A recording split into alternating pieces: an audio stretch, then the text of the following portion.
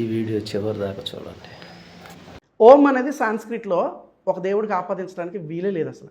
ఓం అంటే ఆది నుంచి అంతం వరకు ఉన్నవాడా, భూమి ఆకాశములను సృజించినవాడా, the creators of heavens and the earth, ఆకాశ మహాకాశాల్లో ఉన్నవాడా. ఇలాంటి మీరు ఎన్ని దాన్ని ఏమంటాం, సినానిమస్ అంటాం కదా, తాత్పర్యాలా ఏంటంటాం, ఇలా మీరు ఎన్ని పర్యాయ పదాలన్నా చెప్పుకోండి, ఓం అనే శబ్దానికి అన్ని మీనింగ్స్ ఉన్నాయి. యావే బైబిల్లో ఇప్పుడు మనకి అనుగుణంగా యెహోవాని పెట్టుకున్నాం, కానీ ఓం అనే శబ్దానికి అన్ని అర్థాలు ఉన్నాయని ఎక్కడ ఉంది? మీరు చూడండి, మీరు అసలు గూగుల్లో కొట్టి చూడండి. అంటే మీరు గూగుల్ని ఆధారం చేసుకుని మాట్లాడుతున్నారు. నేను శాస్త్రాన్ని ఆధారం చేసుకుని మాట్లాడుతున్నాను. మీ కోరిక ప్రకారం అంటే ఎక్కడుందంటే ఇప్పుడు నేను గ్రంథాలు తేలేదు కాబట్టి గూగుల్లో చూడండి. అందుకే నేను ముందే చెప్తాను, మీరు ఏది మాట్లాడినా ఆధారాన్ని పెట్టి. ఎందుకంటే మీరు ప్రవీణ్తో మాట్లాడిన డిబేట్లో కూడా మీకు తోచినవి, మీకు అనిపించింది మాట్లాడేశారు. లేదు, నేను ఆధారాలతోనే మాట్లాడాను. ఇప్పుడు నేను కోట్ చేస్తున్నాను కదా, ఆరిజిన్. ఓం అనే దానికి అర్థం ఏంటి? చదవండి, మీరే చదవండి. మన భారతదేశంలో ప్రతిదానికి లేదా దేవుని విషయాల్లో అనేక విషయాల్లో ఆధారాలు లేవు. ఓంకి అర్థము శబ్దము లేదా ఆకారం అని మన భారతదేశంలో అంటారు కొంతమంది. నేను విన్నాను, దాన్ని పరిశోధించాను, అంటే నా అనుభవపూర్వకంగా దాన్ని అనుభవించినాను.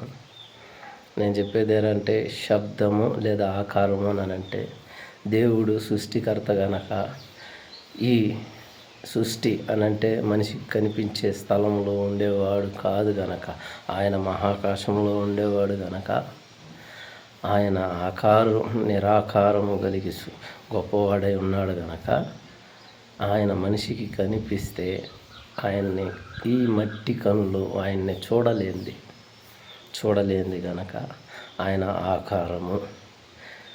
ఒకవేళ ఆయన పలకరిస్తే ఆ పలుకు ఆయన తగ్గించుకొని పలికితే, నరుని పోలికలో లేదా నరుని వలె పలకరిస్తే తప్ప, ఆయనగా పలకరిస్తే ఏ నరుడికైనా అది బిగ్గరగానో ఒక గంభీరంగానూ ఉంటుంది. అలాంటి గంభీరత్వం కలిగింది శబ్దము. అదే దానికి అర్థము ఓం. శబ్దము లేదా ఆకారము అనడం ఓంకి అర్థము.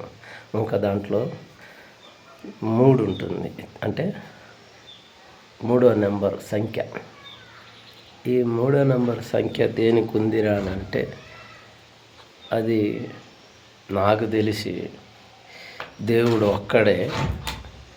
ఆ ఒక్క దేవుడు చిత్త శుద్ధి బుద్ధి కలిగి ఉన్నవాడు, అంటే ప్రతిదీ ఎరిగి ఉన్నవాడు, ప్రతిదీ కలిగి ఉన్నవాడు, చేయువాడు అనే అర్థమని ఆ ఓంకి అర్థమని ఉంటుంది.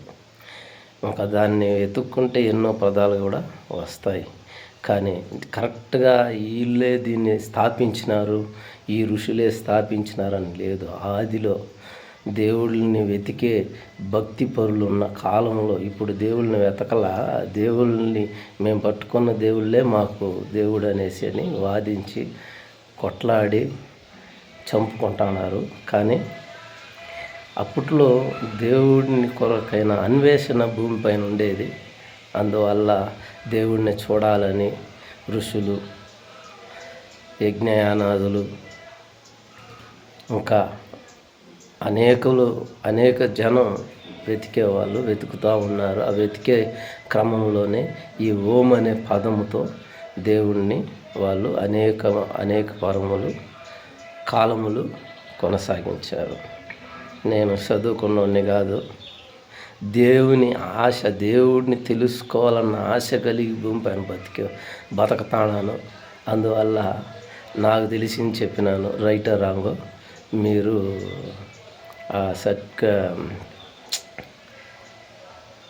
అదే కామెంట్ బాక్స్లో చెప్పండి. లేదు ఇట్టా మాటలు మీరు ఇంకా తెలుసుకోవాలా, వినాలా అని ఉంటే సబ్స్క్రైబ్ చేసి పెట్టుకోండి.